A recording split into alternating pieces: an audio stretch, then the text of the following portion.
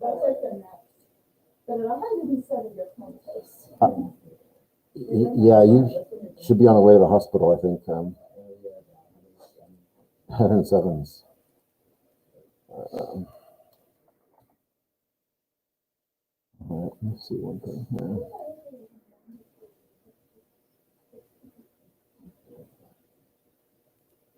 What about when you're really cold, you shouldn't put a child that you temperature is way too low into hot water because the water will actually reach more heat oxygen. Yeah. Hmm. It brings a blood surface. That's why you turn red in the shower, or in a hot shower. Yeah. Your skin. Huh.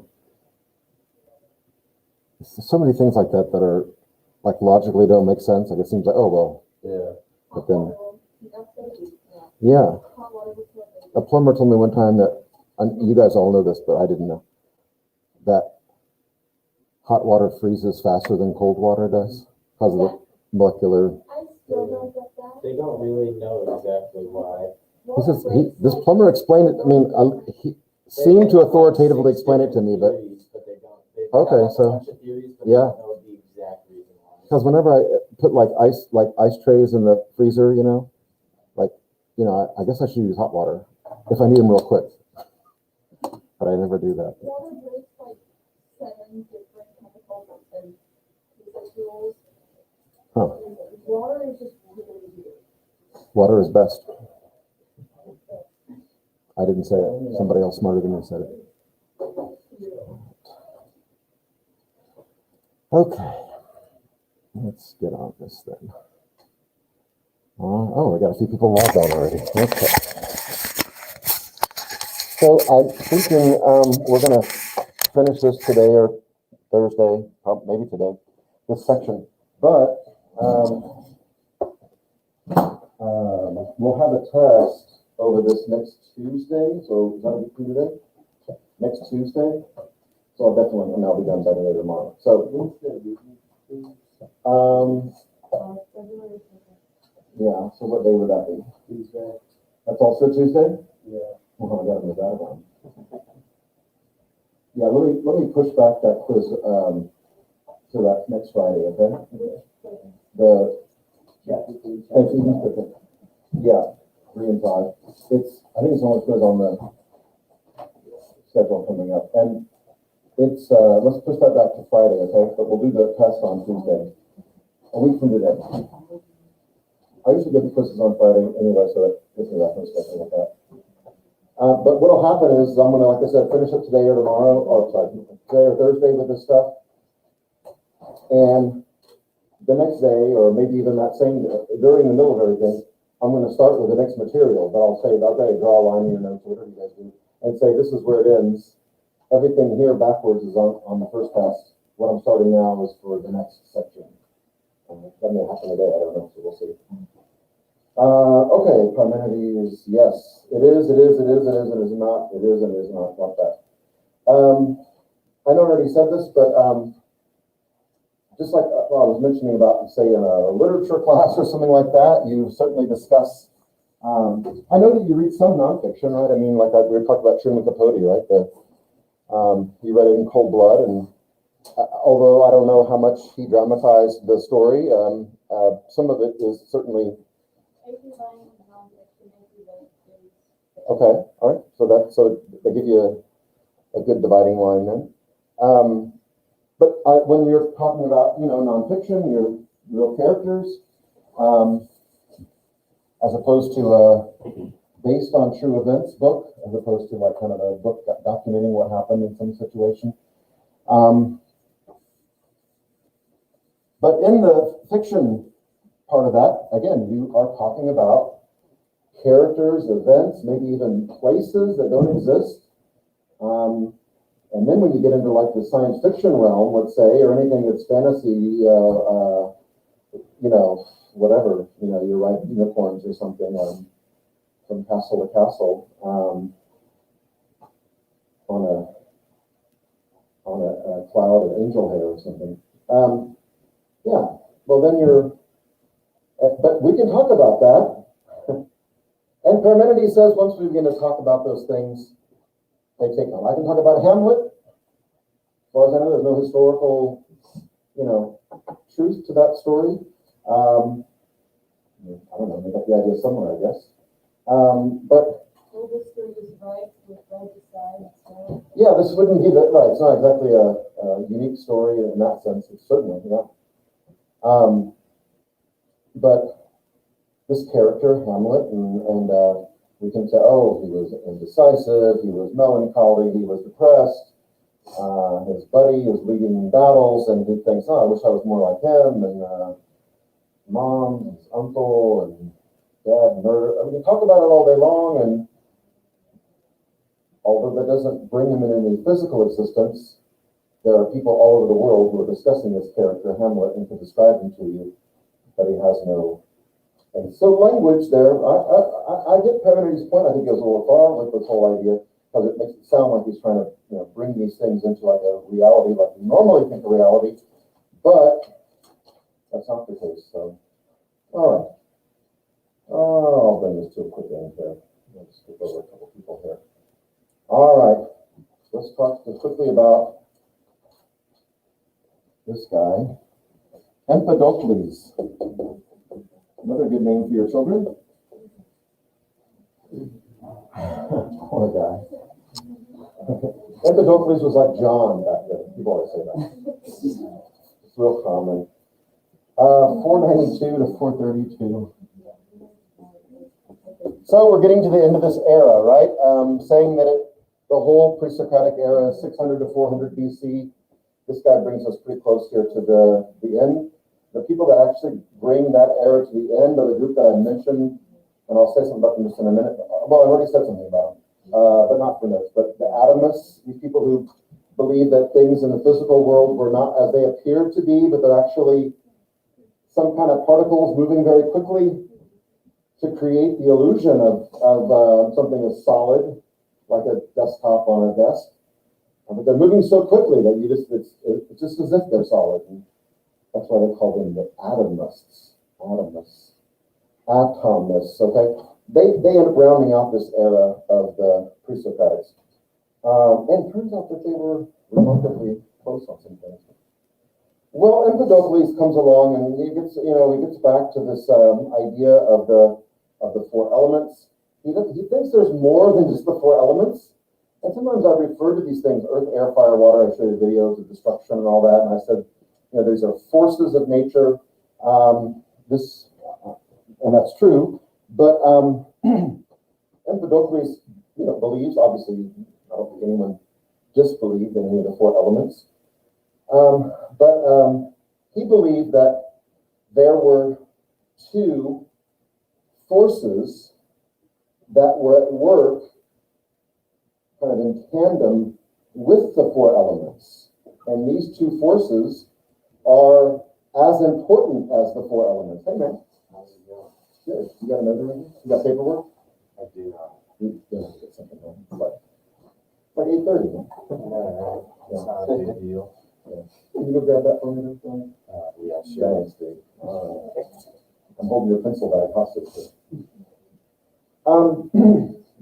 He's pretty slick though. The way he just sat down and like, yeah, I know. Like a first year teacher might have just gone for that. Like, yeah. Okay. These two forces are just as important. So you've got air, fire, air, earth, fire, water, and then acting upon these four things are two forces, and he names these two forces. Girls? Love. I'm going to say it again. Like a Baptist preacher. Deeper south in Oklahoma. Love. Have you ever been south of Oklahoma? I have been to Baptist churches south of Oklahoma, and even more conservative than Baptist churches in my former life. Meaning when I was younger. Love and strife. These two forces. So the physical world's made up of these four things. Everything we see is made up of some combination of these things, and acting upon them, making them into the physical things that we see. I'm looking around the room here, and I see a Pepsi cup, and a window, and a rubber chicken hanging from the window here, and Zach's computer, and all these things. And this school building, let's just talk about that. The structure here. We look at it as one unit, one thing, but it wasn't always that way. Brothers and sisters. Brothers and sisters, let me tell you something. Love brought those things together. Love. Love brought those unrelated things together and made it into the beautiful school building we say today. I'm going to go out on a limb and say that William's parents are not related other than by law. But they're not cousins or let's just assume. But love brought those two people together. Love, and made this creation we have today. Late or not. He's here now. It actually wasn't my fault I was late today. All the other times were, but it wasn't today. Well, that's the honest answer. Love, so Empedocles says that love brings together unrelated things. All these bricks were not related before, and the bricks themselves weren't a brick all the time. They were brought together by love. Love created the bricks. Love brought all those bricks now together to create this building we have now, and all the other material things within it. Love did that. Power of love. Love, it's like to do something else. No. Not that I know of. I'm just like getting flashbacks to like when I was in the church. That brought together the bricks. Yeah, that's why I'm even speaking this way. Now, so let me say it one more time. Unrelated things are brought together to make new creations, and love is the force that brings those things together. So the Augustinians want to build a school here, and they brought together. You guys have the bricks on the old building? Do you know where they got them from? No? There's some stained glass windows from an old. I started from building it. Well, I think your story's on the right track, but it's not actually just that way. Yeah, right. And you're closer because it's actually free, some of it. This brick that we used on especially in the old building, this might be kind of faux stuff on the newer, like the middle school, but the old 1926 building, the brick on the outside is called clinker brick. You know, you look at it, it's not uniform, you know, and it's also like they've laid the brick in a way that, you know, the bricks kind of stick out. You can almost kind of scale up the wall. I've seen people do it before. And I've seen people scale down the wall too. Kids, that's not any incitement to do anything crazy, just letting you know it's possible. Say intruder on campus. But the brick is all misshapen. If you look at it closely, some of the bricks are really odd looking. But those are the bricks. There's a brick, used to be at least, a factory that made bricks in Sapulpa.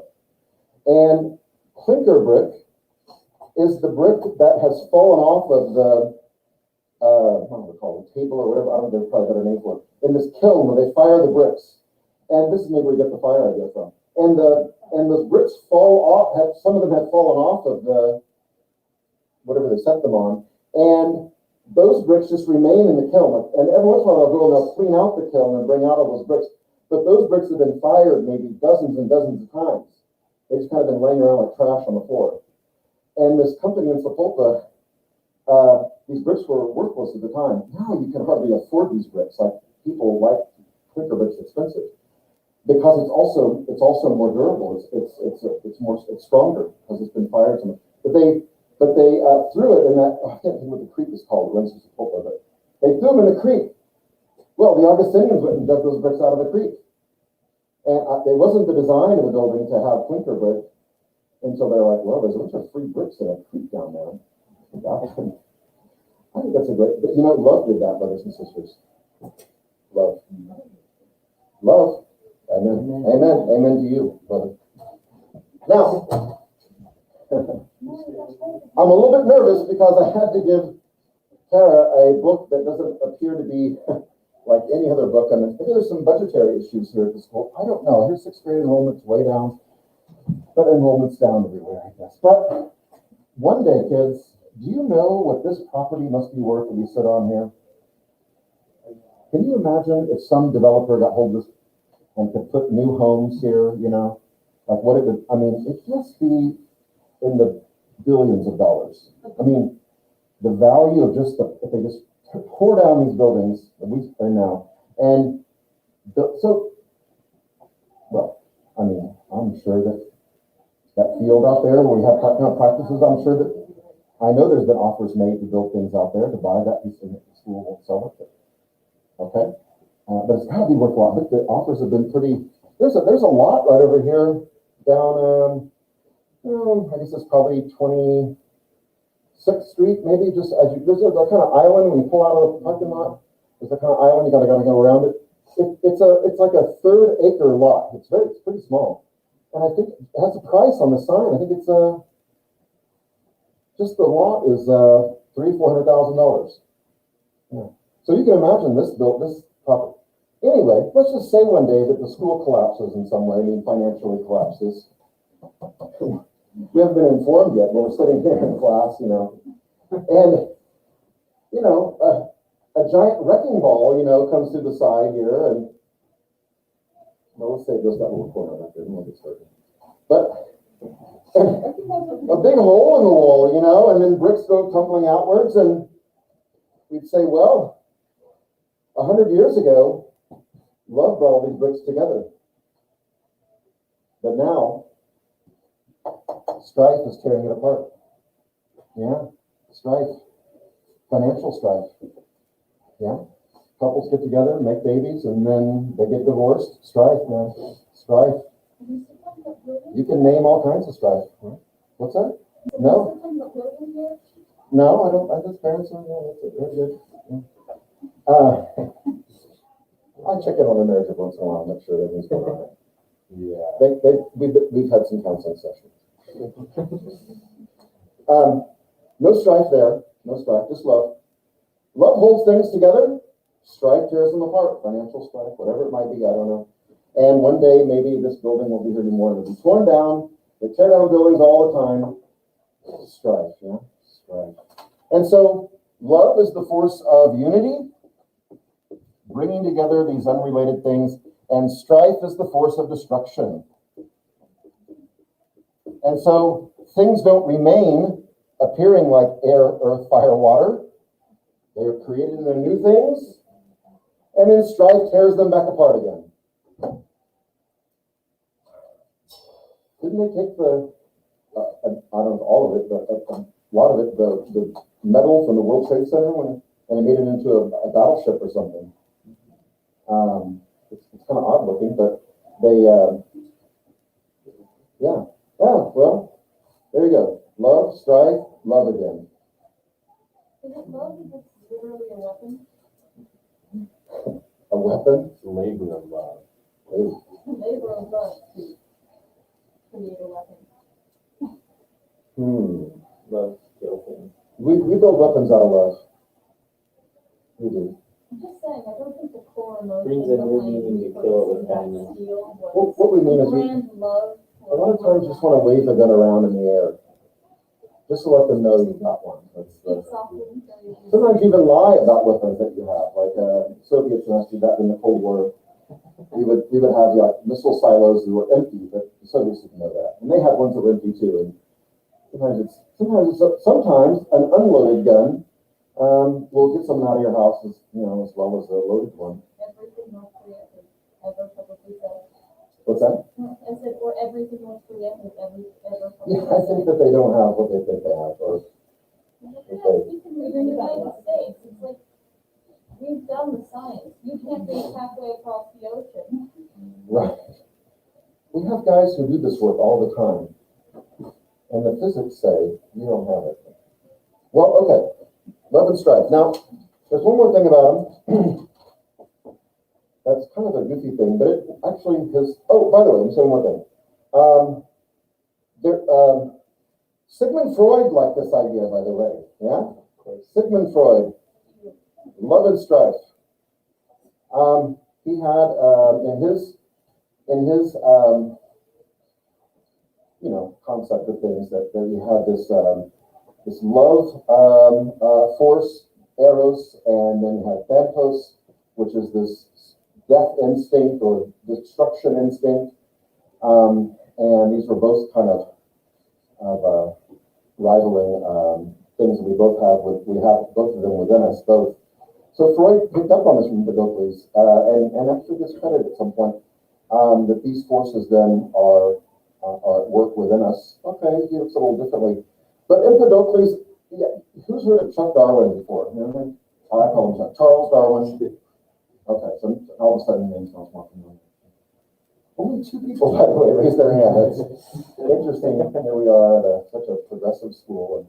But Charles Darwin, you know him for the theory of evolution, but I'm going to tell you that Empedocles was ahead of him on this. Empedocles had one of the first theories of evolution that I know of. And he said, Empedocles said, that before humans were the way they are and look today, that on the face of the earth were disembodied arms, torsos, legs, heads, whatever, rolling around, or maybe jumping around in some cases, on the face of the earth. Not connected to a whole body, just a leg, just a torso, just a head. Easy to roll. Heads will roll. I think they mean that as a threat of execution, not like, a head will roll. Not as a statement of fact.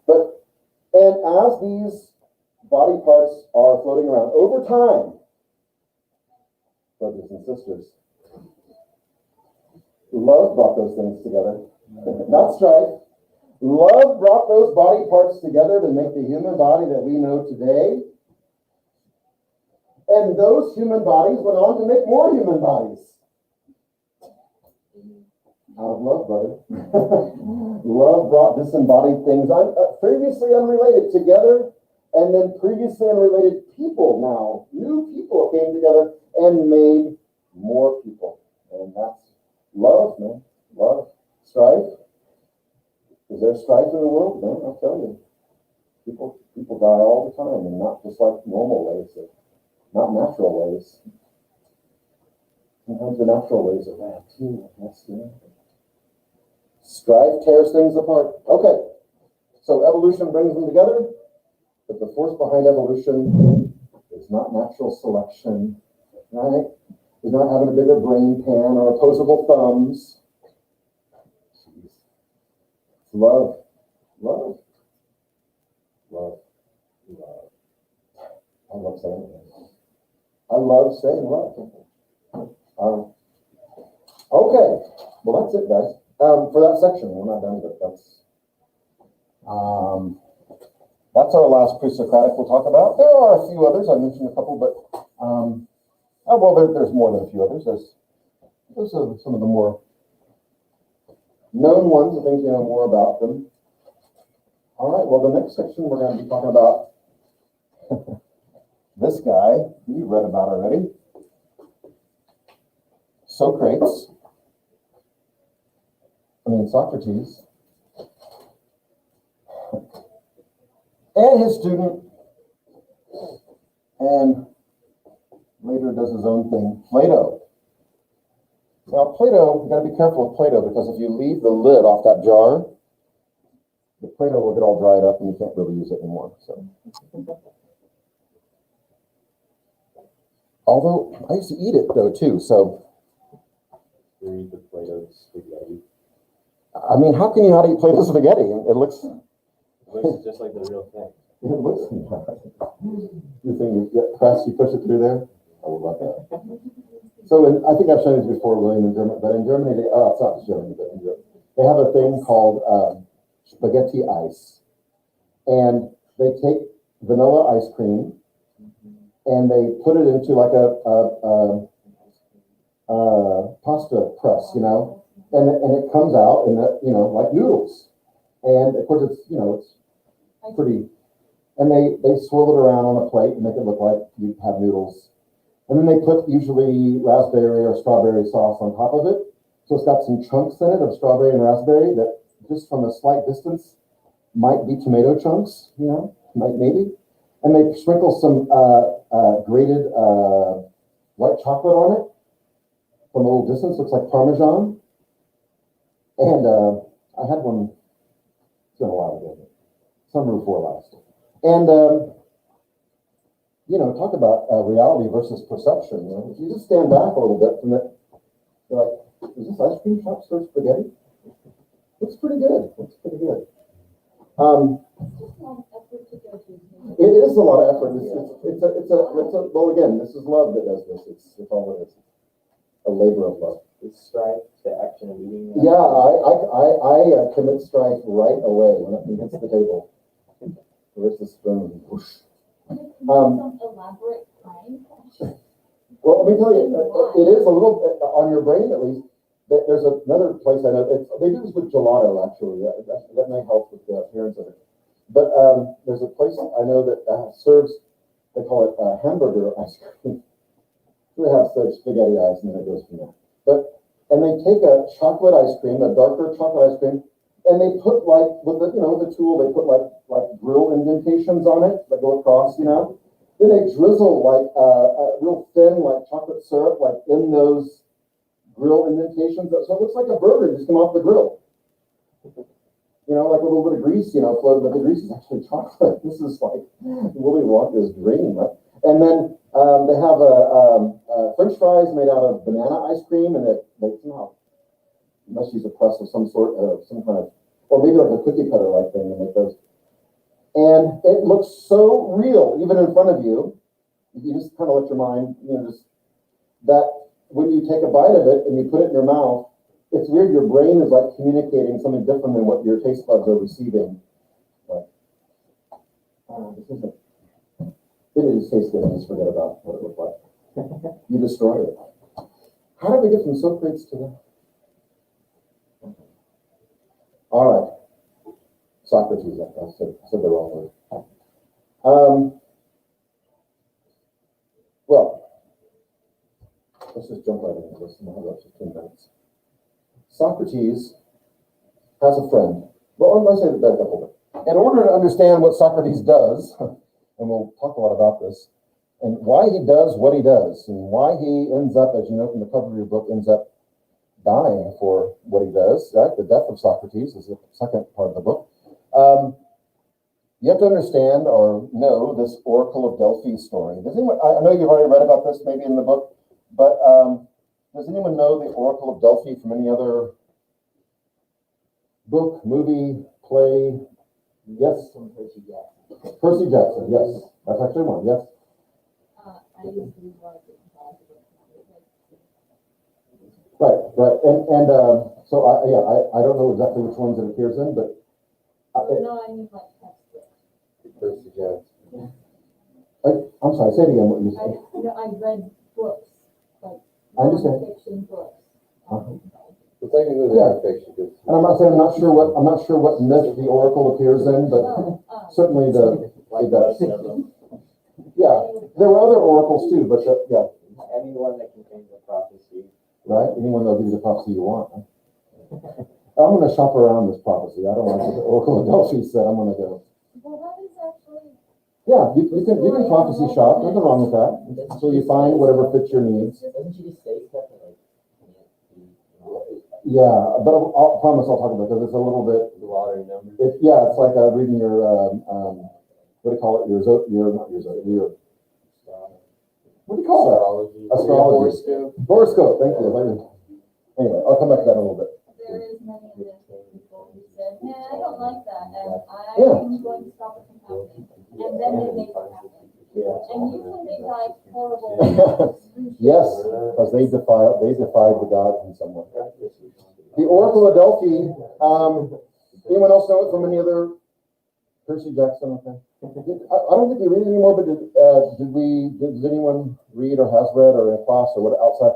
This is a trilogy that a Greek playwright Sophocles wrote about Antigone and Oedipus the king. Did you read Oedipus Rex?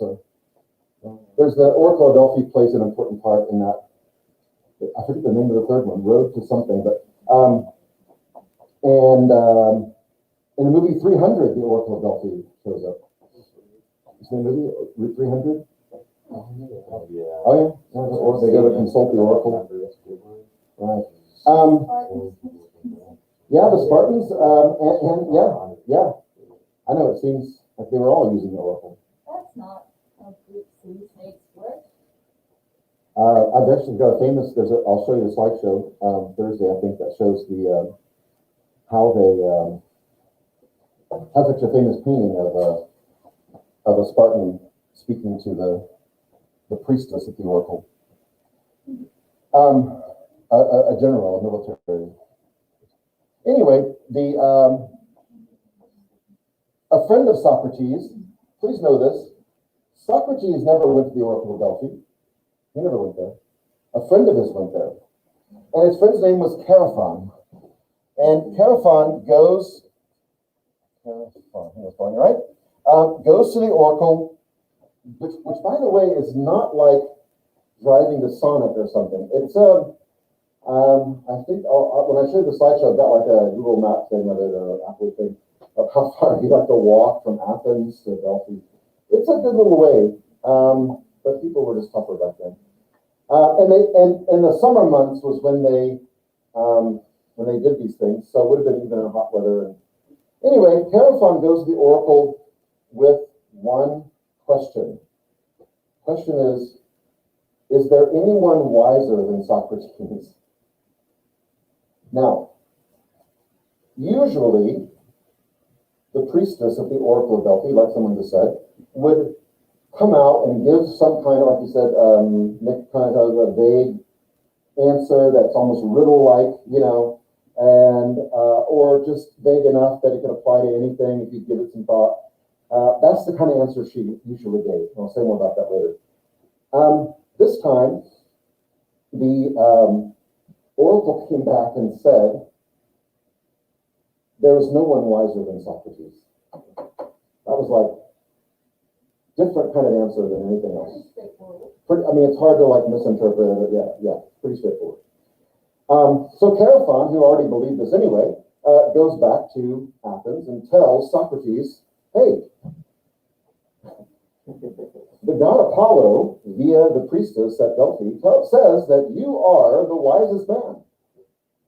And this confuses Socrates because up to this point, he's actually considered himself to be nothing. He always would say, just an asker of questions. I don't have any answers. If I had answers, I wouldn't be asking questions. This is what I do. I'm trying to learn.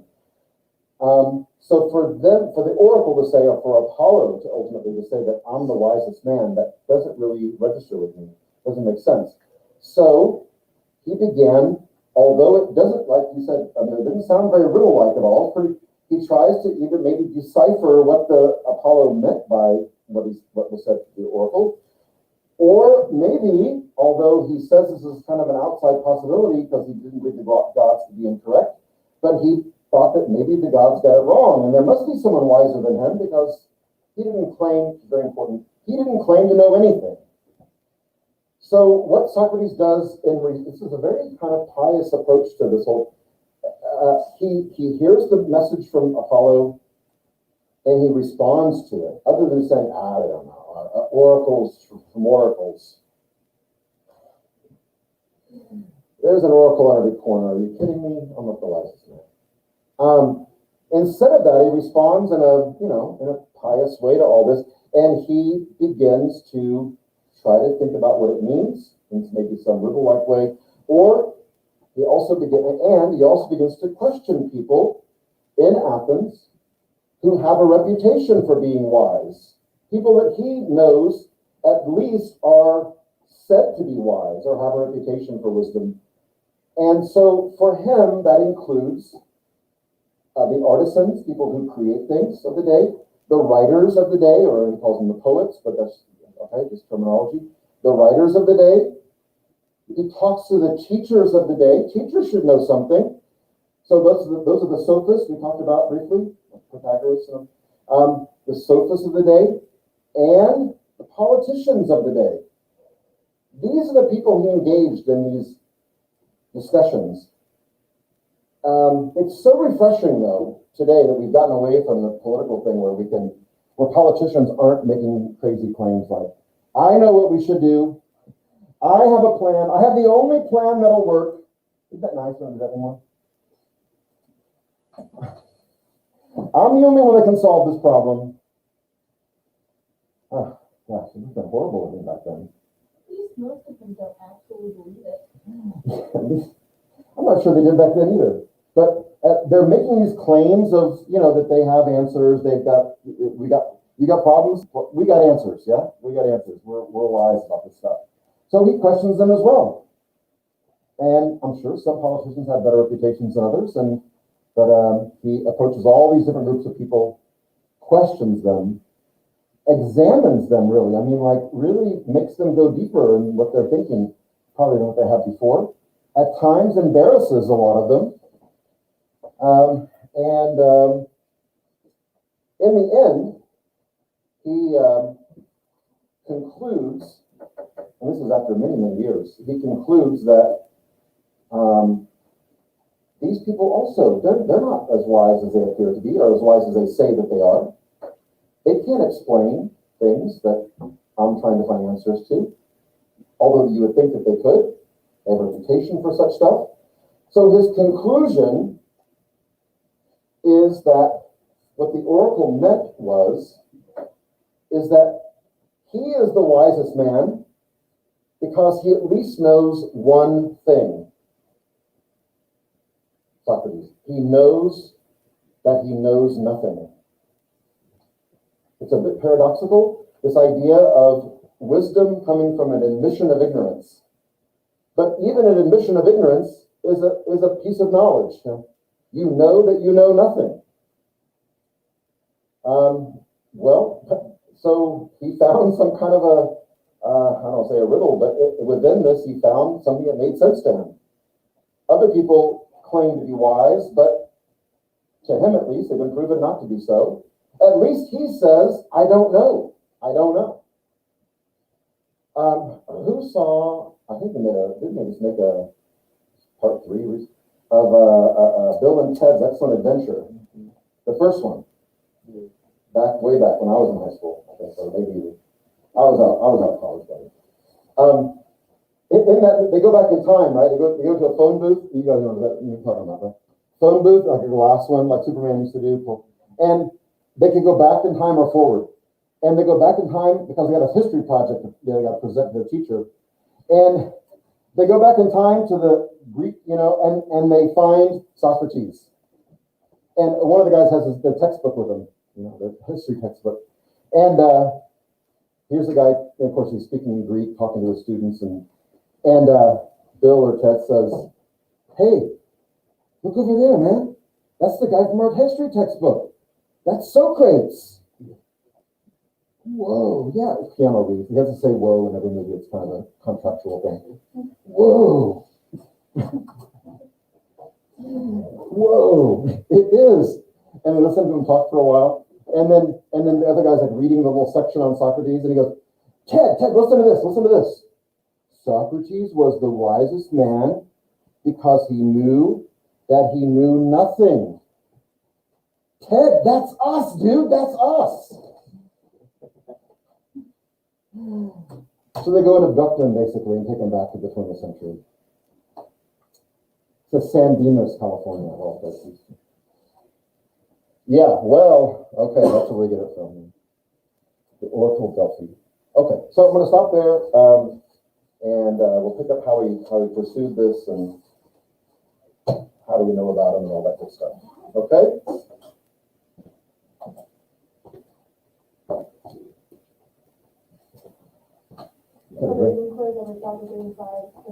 Let me change it right now. Thank you, Bert. I'm going to change the quiz. I'll put the test down to the quiz to a week from Tuesday.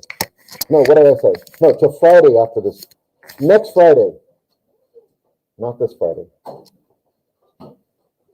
So, everyone at home hear that? The quiz, I'm gonna change it right now, but the quiz will be not this Friday, but next Friday. Our test, though, will be on Tuesday. Okay, Lydia, I hope that made sense. So no quiz this week, but there is a quiz next Friday. Shay's asking me that. Let me see your other.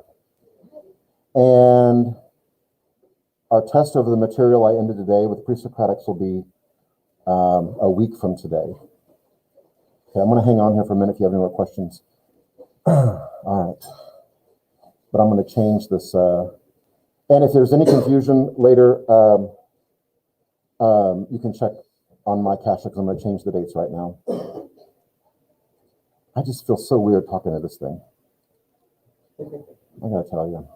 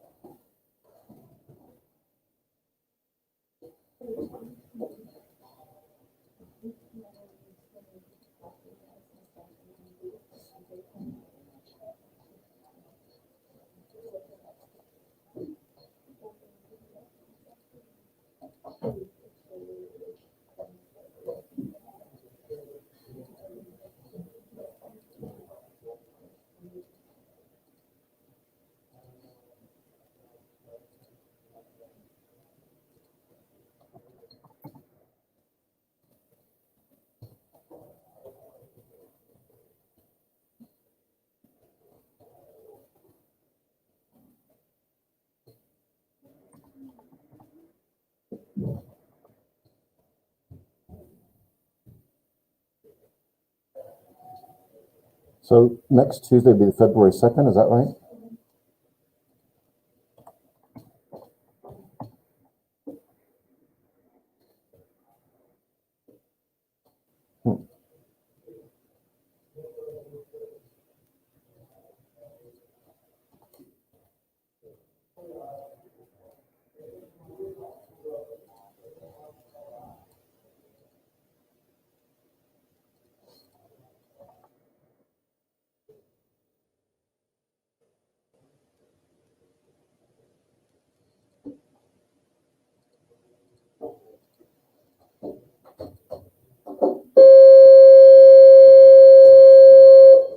Hey guys, have a good Wednesday off.